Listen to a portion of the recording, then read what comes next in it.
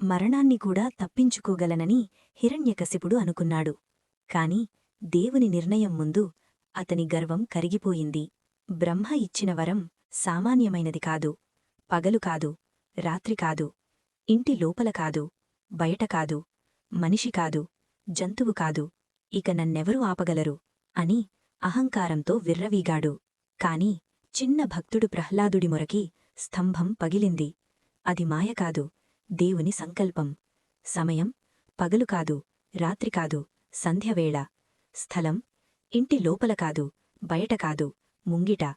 రూపం మనిషి కాదు, జంతువు కాదు, నరసింహుడు. నేలమీద కాదు, ఆకాశంలో కాదు, తన తొడలమీదే అతన్ని అంతం చేశాడు.